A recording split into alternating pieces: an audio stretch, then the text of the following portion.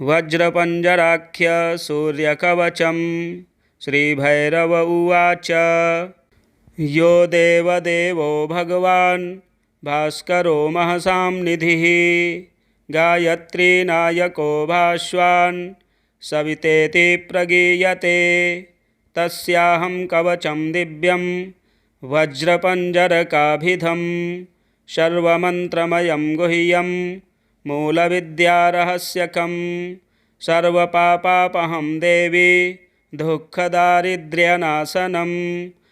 महाकुष्ठहरं पुण्यं सर्वरोगनिबर्हणं सर्वशत्रुसमूहघ्नं संग्रामे विजयप्रदं सर्वतेजोमयं सर्वदेवदानवपूजितं रणे राजभये घोरे सर्वोपद्रवनाशनं मातृकावेष्टितं वर्म भैरवानननिर्गतं ग्रहपीडाहरं देवी सर्वसङ्कटनाशनं धारणादस्य देवेशि ब्रह्मालोकपितामहः विष्णुर्नारायणो देवी रणे दैत्याञ्जीवोष्यति शङ्करः सर्वलोकेषु वासवोऽपि दिवस्पतिः ओषधी सहससी देवी शिवोऽहं भैरवेश्वरः मन्त्रात्मकं परं वर्म शवितुः सारमुत्तमं यो धारयेद्भुजे मूर्ध्नि रविवारे महेश्वरी स राजवल्लभो लोके तेजस्वी वैरिमर्दनः बहुनोक्तेन किं देवी कवचस्यास्य धारणात् इह लक्ष्मीधनारोग्य वृद्धिर्भवति नान्यथा परत्र परमा मुक्तिर्देवानामपि दुर्लभा कवचस्यास्य देवेशि मूलविद्यामयस्य च वज्रपञ्जरकाख्यस्य मुनिर्ब्रह्मा समीरितः गायत्र्यं छन्द इत्युक्तं देवता सविता स्मृतः मायाबीजं शरत्शक्तिर्नमः कीलकमीश्वरी सर्वार्थसाधने देवी विनियोगः प्रकीर्तितः ॐ अं आं इं ईं शिरः पातु ॐ सूर्यो मन्त्रविग्रहः ॐ ह्रीं ह्रीं ललाटं मे ह्रां रविः पातु चिन्मयः ह्रीं ह्रीं ऐं ऐं पातु नेत्रे ह्रीं ममारुणसारथिः ॐ औं अङ्गः श्रुति पातु सः सर्वजगदीश्वरः कं खं गं घं पातु गण्डौ शूं शूरः सुरपूजितः चं छं झं झं च नासां मे पातु यारम् अर्यमा प्रभुः टं ठं डं ढं मुखं पायात् यं योगेश्वरपूजितः तं थं दं धं गलं पातु नं नारायणवल्लभः पं फं बं भं मम स्कन्धौ पातु मां महसां निधिः यं रं लं वं भुजौ पातु मूलं सकनायकः शं शं शं हं पातु वक्षो मूलमन्त्रमयो ध्रुवः लं छः कुक्षिशं सदा पातु ग्रहाथो दिनेश्वरः गं ञं णं नं मं मे पातु पृष्ठं दिवसनायकः अं आं इं ईं उं ऊं ह्रीं ह्रीं नाभिं पातु तपोमहः ह्रीं ह्रीं ऐं ऐं ॐ औं अं अः लिङ्गं मे व्याद्ग्रहेश्वरः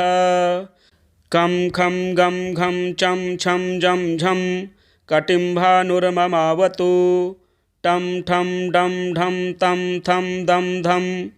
जानुभास्वान्ममावतु पं फं बं भं यं रं लं वं जङ्घे मे अव्याद्दिभाकरः शं शं शं हं लं क्षः पातु मूलं पादौ त्रयी तनुः गं ञं णं नं मं मे पातु सविता सकलं वपुः सोमः पूर्वे च मां पातु भौमोऽग्नौ मां सदावतु बुधो मां दक्षिणे पातु नैऋत्यां गुररेव मां पश्चिमे मां सितः पातु वायव्यां मां शनैश्चरः उत्तरे मां तमः पायात् ऐशान्यां मां शिखी तथा ऊर्ध्वं मां पातु मिहिरो मामधस्ताञ्जगत्पतिः प्रभाते भास्करः पातु मध्याह्ने मां दिनेश्वरः सायं वेदप्रियः पातु निशीथे विस्फुरापतिः सर्वत्र सर्वदा सूर्यः पातु मां चक्रनायकः रणे राजकुले द्यूते विवादे शत्रुसङ्कटे संग्रामे च ज्वरे रोगे पातु मां सविता प्रभुः ॐ ॐ ॐ उत ॐ उ ॐ हा सा मा यः शूरोवतान्मां भयात् ह्रां ह्रीं ह्रूं हा हा हा हसौः हस हसौः हंसोऽवतात् सर्वतः सह सह सह स स सा नृपाद्वनचौरात् चौरादृणात् सङ्कटात् पायान्मां कुलनायकोऽपि सविता ॐ ह्रीं हा सौः सर्वदा द्रां द्रीं द्रूं दधनं तथा च तरणिर्भां भैर्भयाद्भास्करो रां ह्रीं रूं रु रु रूं रविर्ज्वरभयात् कुष्ठाच्च शूलामयात् अं अं आं विविवीं महामयभयं मां पातु मार्तण्डको मूलव्याप्ततनुः सदावतु परमहंसः सहस्रांशुमान् इति श्रीकवचं दिव्यं वज्रपञ्जरकाभिधं सर्वदेवरहस्यञ्च मातृकामन्त्रवेष्टितं महारोगभयघ्नञ्च पापघ्नं मन्मुखोदितं गुह्यं यशस्करं पुण्यं सर्वश्रेयस्करं शिवे लिखित्वा रविवारे तु तिस्सेवा जन्मभे प्रिये अष्टगन्धेन दिव्येन सुधाक्षीरेण पार्वती अर्कक्षीरेण पुण्येन भोर्जत्वचि महेश्वरी कनकी काष्ठलेखन्या कवचं भास्करोदये श्वेतसूत्रेण रक्तेन श्यामेनावेष्टयेद्गुटिं सौवर्णेनाथ संवेष्ट्य धारयेन्मूर्धिनि वा भुजे रणे रिपुञ्जयेद्देवी वादे सदसि जेष्यति राजमान्यो भवेन्नित्यं सर्वतेजोमयो भवेत् कण्ठस्था पुत्रदा देवी कुक्षिस्था रोगनाशिनी शिरःस्था गुटिका दिव्या राकलोकवशङ्करी भुजस्था धनदा नित्यं तेजो बुद्धिर्विवर्धिनी वन्ध्या वा काकवन्ध्या वा मृतवत्सा च याङ्गना कण्ठे सा धारयेन्नित्यं बहुपुत्रा प्रजायये यस्य देहे भवेन्नित्यं गुटिकैसा महेश्वरी महास्त्राणीन्द्रमुक्तानि ब्रह्मास्त्रादीनि पार्वती तद्देहं प्राप्य व्यर्थानि भविष्यन्ति न संशयः त्रिकालं यः पठेन्नित्यं कवचं वज्रपञ्जरं तस्य सद्यो महादेवी सविता वरदो भवेत् अज्ञात्वा कवचं देवी पूजयेत् यस्त्रयी तनुं तस्य पूजार्जितं पुण्यं जन्मकोटिषु निष्फलं शतावर्तं पठेद्वर्म सप्तम्यां रविवासरे महाकुष्ठार्दितो देवी मुच्यते नात्र संशयः निरोगो यः पठेद्वर्म दरिद्रो वज्रपञ्जरं लक्ष्मीन्वाञ्जायते देवी सद्यः सूर्यप्रसादतः भक्त्या यः प्रपठेद्देवी कवचं प्रत्यहं प्रिये इह लोके श्रियं भुक्त्वा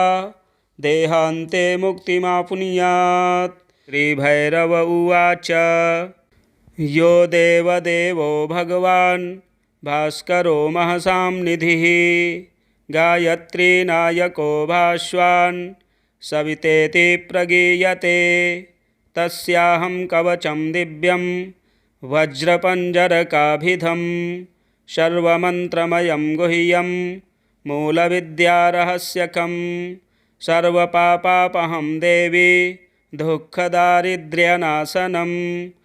महाकुष्ठहरं पुण्यं सर्वरोगनिबर्हणं सर्वशत्रुसमूहघ्नं संग्रामे विजयप्रदं सर्वतेजोमयं सर्वदेवदानवपूजितं रणे राजभये घोरे सर्वोपद्रवनाशनं मातृकावेष्टितं वर्म भैरवानननिर्गतं ग्रहपीडाहरं देवी सर्वसङ्कटनाशनं धारणादस्य देवेशी ब्रह्मालोकपितामहः विष्णुर्नारायणो देवी रणे दैत्याञ्जीवोष्यति शङ्करः सर्वलोकेषु वासवोऽपि दिवस्पतिः ओषधीसहससी देवी शिवोऽहं भैरवेश्वरः मन्त्रात्मकं परं वर्म शवितुः सारमुत्तमं यो धारयेद्भुजे मूर्ध्नि रविवारे महेश्वरी स राजवल्लभो लोके तेजस्वी वैरिमर्दनः बहुनोक्तेन किं देवी कवचस्यास्य धारणात् इह लक्ष्मीधनारोग्य वृद्धिर्भवति नान्यथा परत्र परमा मुक्तिर्देवानामपि दुर्लभा कवचस्यास्य देवेशी मूलविद्यामयस्य च वज्रपञ्जरकाख्यस्य मुनिर्ब्रह्मा समीरितः गायत्र्यं छन्द इत्युक्तं देवता सविता स्मृतः मायाबीजं शरत्शक्तिर्नमः कीलकमीश्वरी सर्वार्थसाधने देवी विनियोगः प्रकीर्तितः ॐ अं आं इं ईं शिरः पातु ॐ सूर्यो मन्त्रविग्रहः ॐ ह्रीं ह्रीं ललाटं मे ह्रां रविः पातु चिन्मयः ह्रीं ह्रीं ऐं ऐं पातु नेत्रे ह्रीं ममारुणसारथिः ॐ औं अङ्गः श्रुति पातु सः सर्वजगदीश्वरः कं खं गं घं पातु गण्डौ शूं शूरः सुरपूजितः चं छं झं झं च नासां मे पातु यारम् अर्यमा प्रभुः टं ठं डं ढं मुखं पायात् यं योगेश्वरपूजितः तं थं दं धं गलं पातु नं नारायणवल्लभः पं फं बं भं मम स्कन्धौ पातु मां महसां निधिः यं रं लं वं भुजौ पातु मूलं सकनायकः शं शं शं हं पातु वक्षो मूलमन्त्रमयो ध्रुवः लं क्षः कुक्षिशं सदा पातु ग्रहाथो दिनेश्वरः गं ञं णं नं मं मे पातु पृष्ठं दिवसनायकः अं आं इं ईं उं ऊं ह्रीं ह्रीं नाभिं पातु तपोमहः ह्रीं ह्रीं ऐं ऐं ॐ औं अं अः लिङ्गं मे व्याद्ग्रहेश्वरः कं खं गं घं चं छं झं झं कटिं भानुर्ममावतु टं ठं डं ढं तं थं दं धं जानुभास्वान्ममावतु पं फं बं भं यं रं लं वं जङ्घे मे अव्याद्दिभाकरः शं शं शं हं लं क्षः पातु मूलं पादौ त्रयीतनुः गं ञं णं नं मं मे पातु सविता सकलं वपुः सोमः पूर्वे च मां पातु भौमोऽग्नौ मां सदावतु बुधो मां दक्षिणे पातु नैऋत्यां गुररेव मां पश्चिमे मां सितः पातु वायव्यां मां शनैश्चरः उत्तरे मां तमः पायात् ऐशान्यां मां शिखी तथा ऊर्ध्वं मां पातु मिहिरो मामधस्तां जगत्पतिः प्रभाते भास्करः पातु मध्याह्ने मां दिनेश्वरः सायं वेदप्रियः पातु निशीथे विस्फुरापतिः सर्वत्र सर्वदा सूर्यः पातु मां चक्रनायकः रणे राजकुले द्यूते विवादे शत्रुसङ्कटे संग्रामे च ज्वरे रोगे पातु मां सविता प्रभुः ॐ ॐ ॐ उत ॐ उ ॐ हा सा मा यः शूरोऽवतान्मां भयात् ह्रां ह्रीं ह्रूं हा हा हा हसौः हस हसौः हंसोऽवतात् सर्वतः सः सः सः स स सा नृपाद्वनचौरात् चौरादृणात् सङ्कटात् पायान्मां कुलनायकोऽपि सविता ॐ ह्रीं हा सौः सर्वदा द्रां द्रीं द्रूं दधनं तथा च तरणिर्भां भैर्भयाद् भास्करो रां ह्रीं रूं रुं रविर्ज्वरभयात् कुष्ठाच्च शूलामयात् आं विविवीं महामयभयं मां पातु मार्तण्डको मूलव्याप्ततनुः सदावतु परमहंसः सहस्रांशुमान् इति श्रीकवचं दिव्यं वज्रपञ्जरकाभिधं सर्वदेवरहस्यञ्च मातृकामन्त्रवेष्टितं महारोगभयघ्नञ्च पापघ्नं मन्मुखोदितं गुह्यं यशस्करं पुण्यं सर्वश्रेयस्करं शिवे लिखित्वा रविवारे तु तिस्सेवा जन्मभे प्रिये अष्टगन्धेन दिव्येन सुधाक्षीरेण पार्वती अर्काक्षीरेण पुण्येन भोर्जत्वचि महेश्वरी कनकी काष्ठलेखन्या कवचं भास्करोदये श्वेतसूत्रेण रक्तेन श्यामेनावेष्टयेद्गुटिं सौवर्णेनाथ संवेष्ट्य धारयेन्मूर्धिनि वा भुजे रणे रिपुञ्जयेद्देवी वादे सदसि जेष्यति राजमान्यो भवेन्नित्यं सर्वतेजोमयो भवेत् कण्ठस्था पुत्रदा देवी कुक्षिस्था रोगनाशिनी शिरःस्था गुटिका दिव्या राकलोकवशङ्करी भुजस्था धनदा नित्यं तेजो बुद्धिर्विवर्धिनी वन्ध्या वा काकवन्ध्या वा मृतवत्सा च याङ्गना कण्ठे सा धारयेन्नित्यं बहुपुत्रा प्रजायये यस्य देहे भवेन्नित्यं गुटिकैसा महेश्वरी महास्त्राणीन्द्रमुक्तानि ब्रह्मास्त्रादीनि पार्वती तद्देहं प्राप्य व्यर्थानि भविष्यन्ति न संशयः त्रिकालं यः पठेन्नित्यं कवचं वज्रपञ्जरं तस्य सद्यो महादेवी सविता वरदो भवेत् अज्ञात्वा कवचं देवी पूजयेत् यस्त्रयीतनुं तस्य पूजार्जितं पुण्यं जन्मकोटिषु निष्फलं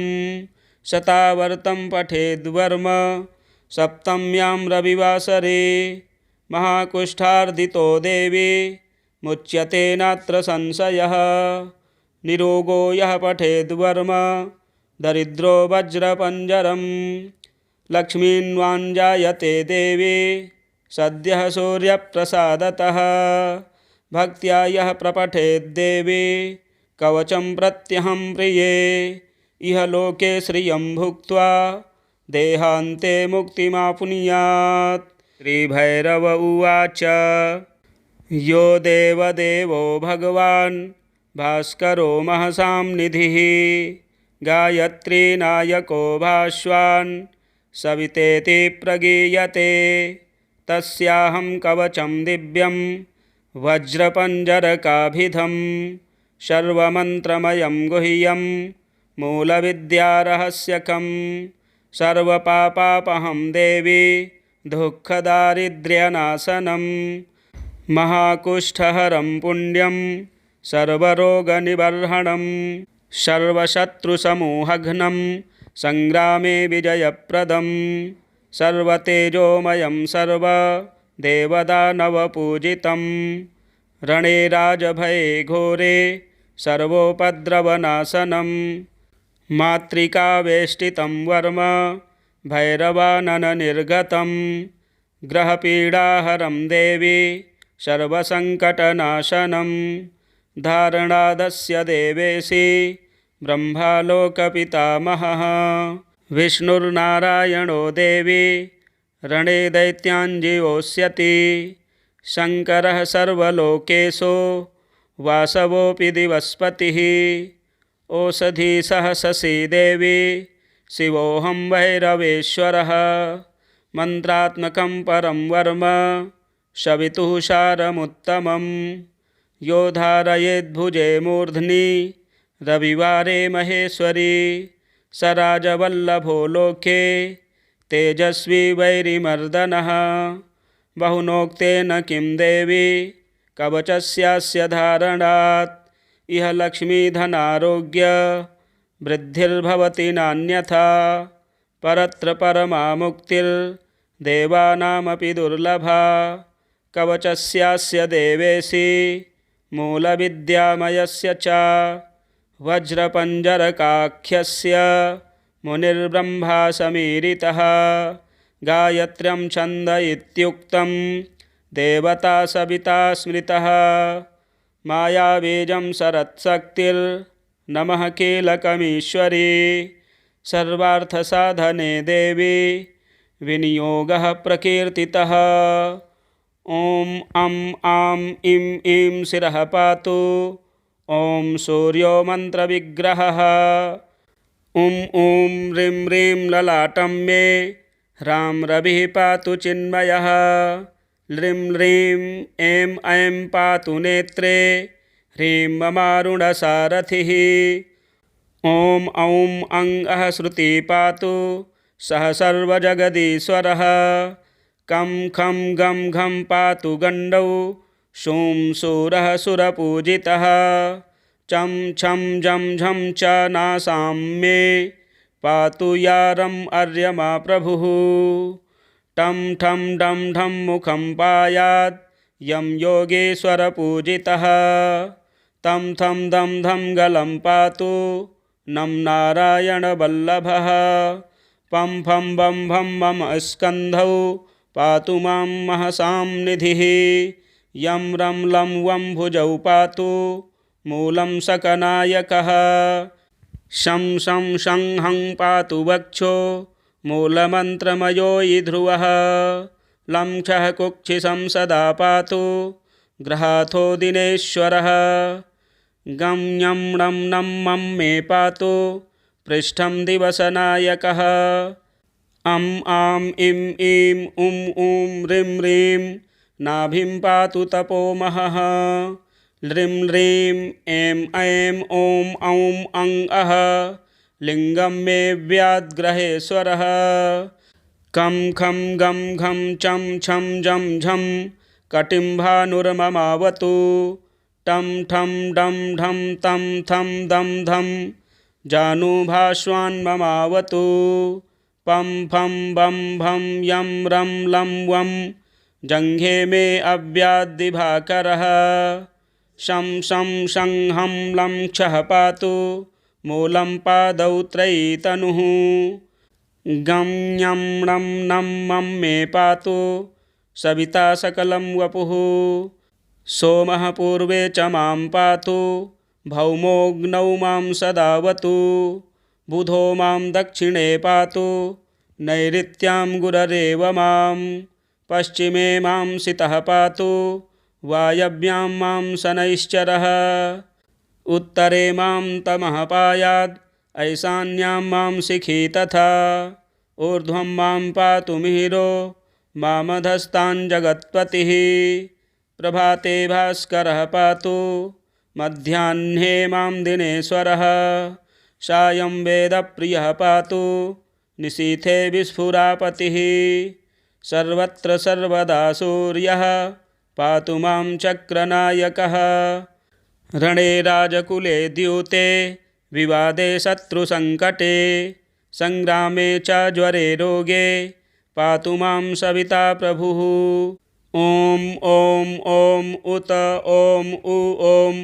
हा स म यः शूरोऽवतान्मां भयात्। ह्रां ह्रीं ह्रूं हा हा हा हसौः हस हसौः हंसोऽवतात् सर्वतः। सः सः सः स स सा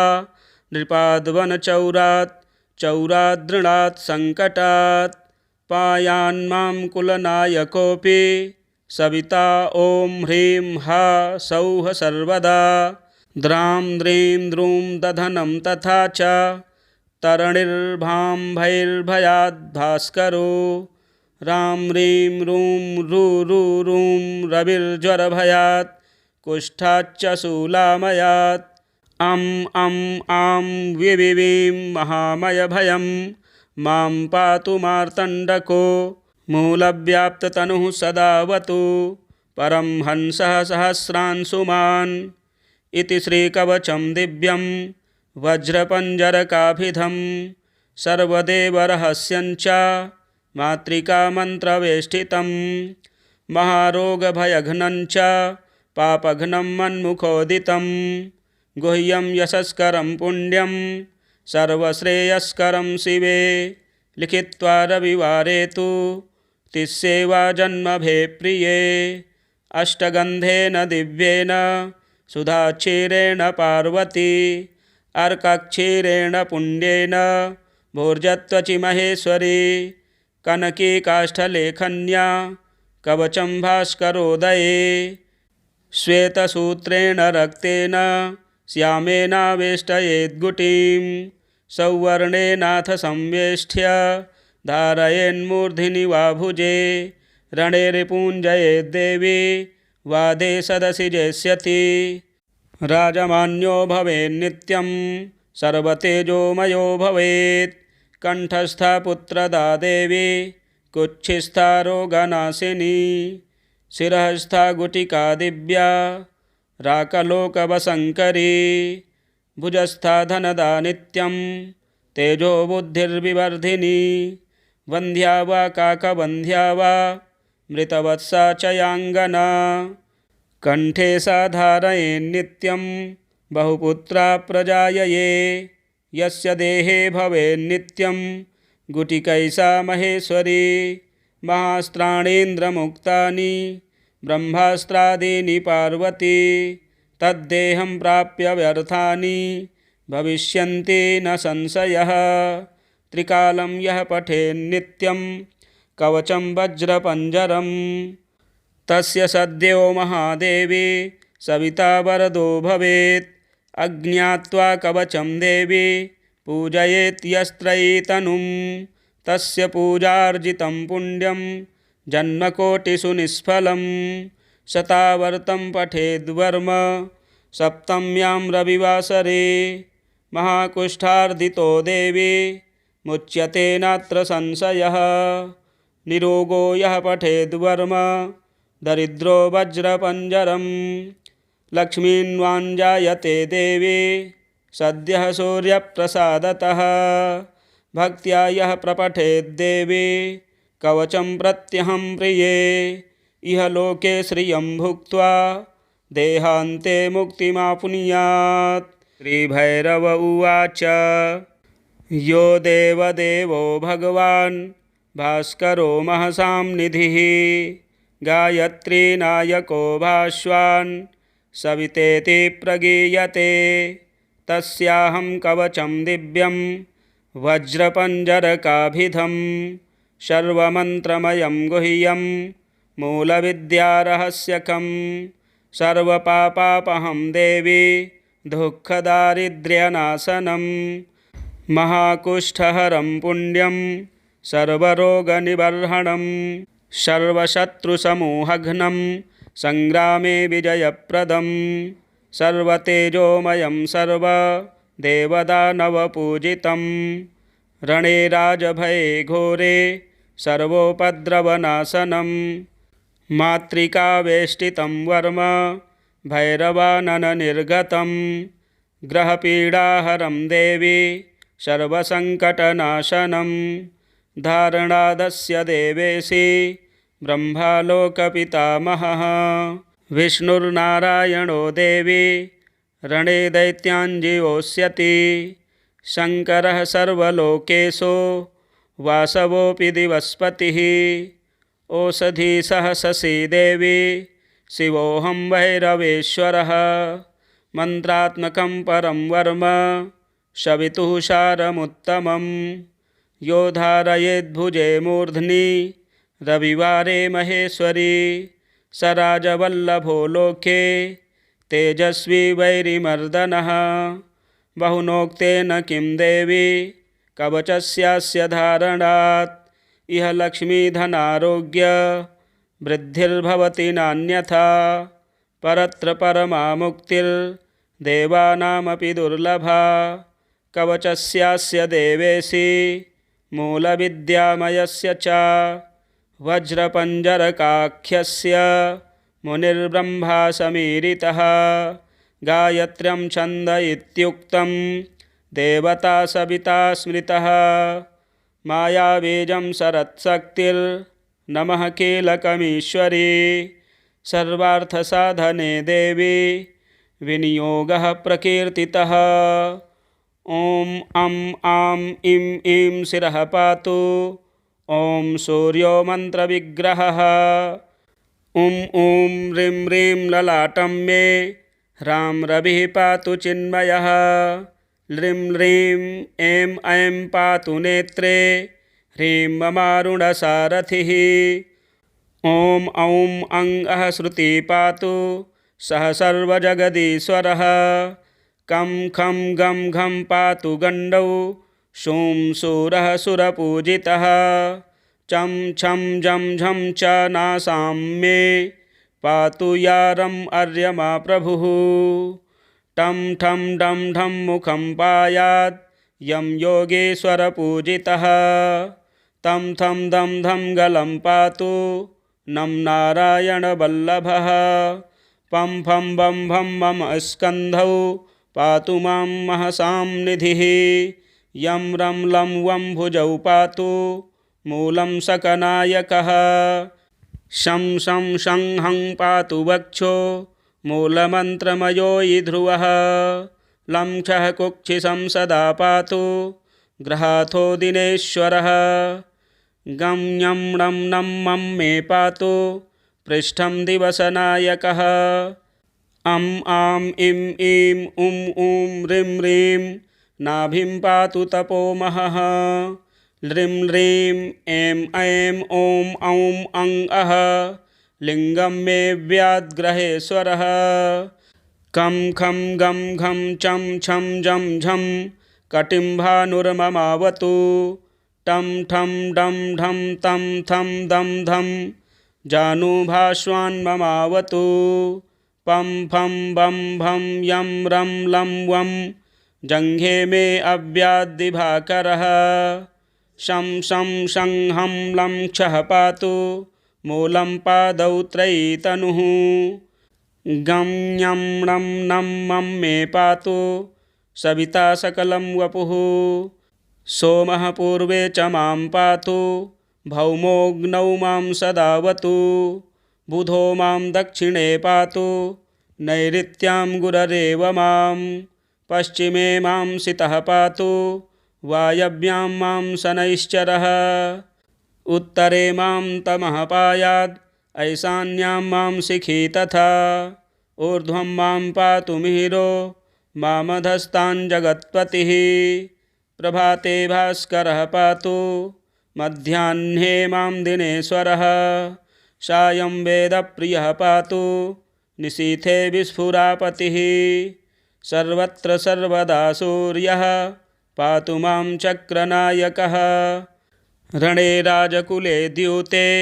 विवादे शत्रुसङ्कटे सङ्ग्रामे च ज्वरे रोगे पातु मां सविता प्रभुः ॐ ॐ ॐ उत ॐ उ ॐ हा सा मा यः शूरोऽवतान्मां भयात् ह्रां ह्रीं ह्रूं हा हा हा हसौः हस हसौः हंसोऽवतात् सर्वतः सह सह सह स स स नृपाद्वनचौरात् चौरादृणात् सङ्कटात् पायान्मां कुलनायकोऽपि सविता ॐ ह्रीं हा सौः सर्वदा द्रां द्रीं द्रूं दधनं तथा च तरणिर्भाम्भैर्भयाद्भास्करो रां ह्रीं रूं रुरुरुं रविर्ज्वरभयात् कुष्ठाच्च शूलामयात् अं अं आं विविवीं महामयभयं मां पातु मार्तण्डको मूलव्याप्ततनुः सदावतु परमहंसः सहस्रांशुमान् इति श्रीकवचं दिव्यं वज्रपञ्जरकाभिधं सर्वदेवरहस्यञ्च मातृकामन्त्रवेष्टितं महारोगभयघ्नञ्च पापघ्नं मन्मुखोदितं गुह्यं यशस्करं पुण्यं सर्वश्रेयस्करं शिवे लिखित्वा रविवारे तु तिस्सेवा जन्मभे प्रिये अष्टगन्धेन दिव्येन सुधाक्षीरेण पार्वती अर्कक्षीरेण पुण्येन भोर्जत्वचि महेश्वरी कनकी काष्ठलेखन्या कवचं भास्करोदये श्वेतसूत्रेण रक्तेन श्यामेनावेष्टयेद्गुटिं सौवर्णेनाथ संवेष्ट्य धारयेन्मूर्धिनि वा भुजे रणे रिपुञ्जयेद्देवी वादे सदसि जेष्यति राजमान्यो भवेन्नित्यं सर्वतेजोमयो भवेत् कण्ठस्था पुत्रदा देवी कुक्षिस्था रोगनाशिनी शिरःस्था गुटिका दिव्या राकलोकवशङ्करी भुजस्था धनदा नित्यं तेजो बुद्धिर्विवर्धिनी वन्ध्या वा काकवन्ध्या वा मृतवत्सा च याङ्गना कण्ठे सा धारयेन्नित्यं बहुपुत्रा प्रजायये यस्य देहे भवेन्नित्यं गुटिकैसा महेश्वरी महास्त्राणीन्द्रमुक्तानि ब्रह्मास्त्रादीनि पार्वती तद्देहं प्राप्य व्यर्थानि भविष्यन्ति न संशयः त्रिकालं यः पठेन्नित्यं कवचं वज्रपञ्जरं तस्य सद्यो महादेवी सविता वरदो भवेत् अज्ञात्वा कवचं देवी पूजयेत् यस्त्रयीतनुं तस्य पूजार्जितं पुण्यं जन्मकोटिषु निष्फलं शतावर्तं पठेद्वर्म सप्तम्यां रविवासरे महाकुष्ठार्दितो देवी मुच्यते नात्र संशयः निरोगो यः पठेद्वर्म दरिद्रो वज्रपञ्जरं लक्ष्मीन्वाञ्जायते देवी सद्यः सूर्यप्रसादतः भक्त्या यः प्रपठेद्देवी कवचं प्रत्यहं प्रिये इह लोके श्रियं भुक्त्वा देहान्ते मुक्तिमाप्नुयात्। श्रीभैरव उवाच यो देवदेवो भगवान् भास्करो महसां निधिः गायत्रीनायको भास्वान् सवितेति प्रगीयते तस्याहं कवचं दिव्यं वज्रपञ्जरकाभिधं सर्वमन्त्रमयं गुह्यं मूलविद्यारहस्यकं सर्वपापापहं देवी दुःखदारिद्र्यनाशनं महाकुष्ठहरं पुण्यं सर्वरोगनिबर्हणं सर्वशत्रुसमूहघ्नं सङ्ग्रामे विजयप्रदं सर्वतेजोमयं सर्वदेवदानवपूजितं रणे राजभये घोरे सर्वोपद्रवनाशनं मातृकावेष्टितं वर्म भैरवानननिर्गतं ग्रहपीडाहरं देवी सर्वसङ्कटनाशनं धारणादस्य देवेशि ब्रह्मालोकपितामहः विष्णुर्नारायणो देवी रणे दैत्याञ्जीवोष्यति शङ्करः सर्वलोकेशो वासवोऽपि दिवस्पतिः ओषधी सहससी देवी शिवोऽहं भैरवेश्वरः मन्त्रात्मकं परं वर्म शवितुः सारमुत्तमं यो धारयेद्भुजे मूर्ध्नि रविवारे महेश्वरी स राजवल्लभो लोके तेजस्वी वैरिमर्दनः बहुनोक्तेन किं देवी कवचस्यास्य धारणात् इह लक्ष्मीधनारोग्य वृद्धिर्भवति नान्यथा परत्र परमा मुक्तिर्देवानामपि दुर्लभा कवचस्यास्य देवेशी मूलविद्यामयस्य च वज्रपञ्जरकाख्यस्य मुनिर्ब्रह्मा समीरितः गायत्र्यं छन्द इत्युक्तं देवता सविता स्मृतः मायाबीजं शरत्शक्तिर्नमः कीलकमीश्वरी सर्वार्थसाधने देवी विनियोगः प्रकीर्तितः ॐ अं आं इं ईं शिरः पातु ॐ सूर्यो मन्त्रविग्रहः ॐ ह्रीं ह्रीं ललाटं मे ह्रां रविः पातु चिन्मयः ह्रीं ह्रीं ऐं ऐं पातु नेत्रे ह्रीं ममारुणसारथिः ॐ औं अङ्गः श्रुति पातु सः सर्वजगदीश्वरः कं खं गं घं पातु गण्डौ शूं शूरः सुरपूजितः चं छं जं झं च नासां मे पातु यारम् अर्यमा प्रभुः टं ठं डं ढं मुखं पायात् यं योगेश्वरपूजितः तं थं दं धं गलं पातु नं नारायणवल्लभः पं फं बं भं मम स्कन्धौ पातु मां महसां निधिः यं रं लं वं भुजौ पातु मूलं सकनायकः शं शं शं हं पातु वक्षो मूलमन्त्रमयो ध्रुवः लं क्षः कुक्षिशं सदा पातु ग्रहाथो दिनेश्वरः गं ञं णं नं मं मे पातु पृष्ठं दिवसनायकः अं आं इं ईं उं ऊं ह्रीं ह्रीं नाभिं पातु तपोमहः ह्रीं ह्रीं ऐं ऐं ॐ औं अं अः लिङ्गं मे व्याद्ग्रहेश्वरः कं खं गं घं चं छं जं झं कटिं भानुर्ममावतु टं ठं डं ढं तं थं दं धं जानुभाश्वान्ममावतु पं फं बं भं यं रं लं वं जङ्घे मे अव्याद्दिभाकरः शं शं शं हं लं क्षः पातु मूलं पादौ त्रयीतनुः गं ञं णं नं मं मे पातु सविता सकलं वपुः सोमः पूर्वे च मां पातु भौमोऽग्नौ मां सदावतु बुधो मां दक्षिणे पातु नैऋत्यां गुररेव मां पश्चिमे मां सितः पातु वायव्यां मां शनैश्चरः उत्तरे मां तमः पायात् ऐशान्यां मां शिखी तथा ऊर्ध्वं मां पातु मिहिरो मामधस्तां जगत्पतिः प्रभाते भास्करः पातु मध्याह्ने मां दिनेश्वरः सायं वेदप्रियः पातु निशीथे विस्फुरापतिः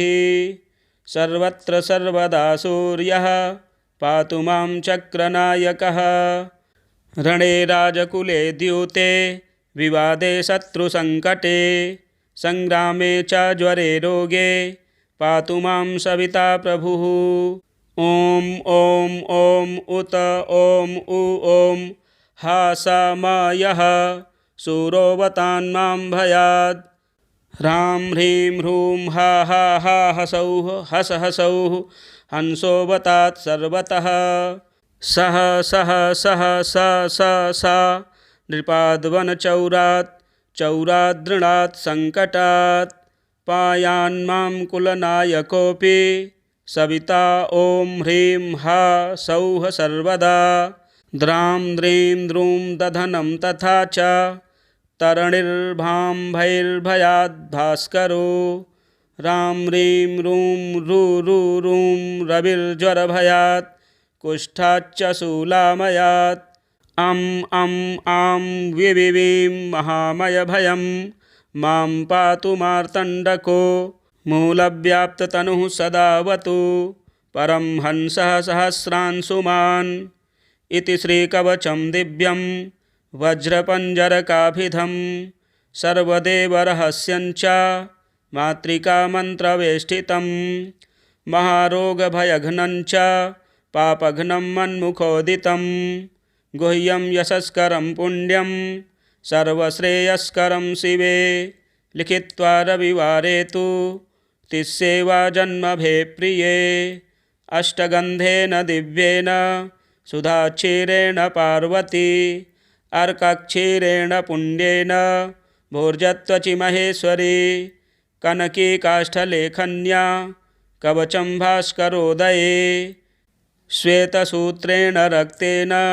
श्यामेनावेष्टयेद्गुटिं सौवर्णेनाथ संवेष्ट्य धारयेन्मूर्धिनि वा भुजे रणे रिपुञ्जयेद्देवी वादे सदसि जेष्यति राजमान्यो भवेन्नित्यं सर्वतेजोमयो भवेत् कंठस्था पुत्रदा देवी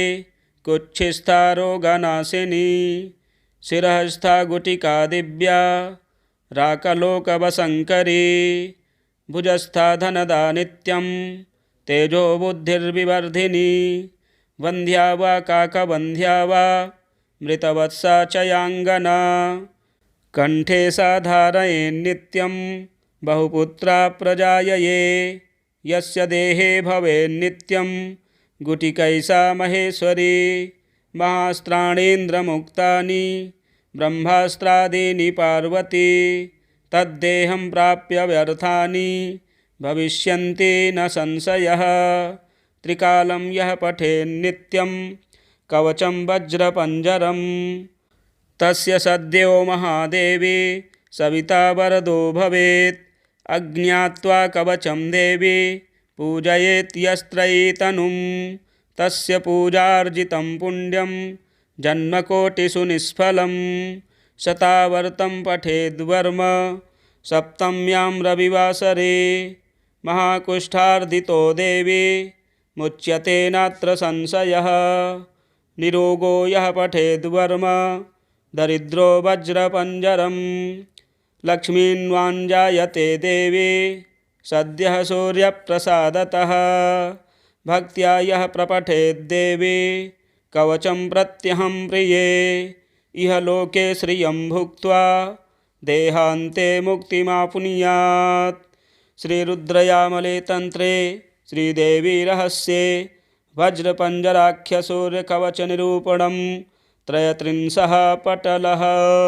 प्रिय भक्तों, रविवार के दिन इस स्तोत्र का पाठ करने से सभी प्रकार की आदि व्याधि रोग दोष शोक समाप्त होते हैं। सुख शांति सौभाग्य धन की प्राप्ति निश्चय ही होती है। आप पाठवत श्रवण करें। यदि हमारे चैनल में नए हैं तो चैनल को भी सब्सक्राइब करें, वीडियो शेयर करें, लाइक करें। हर हर महादेव।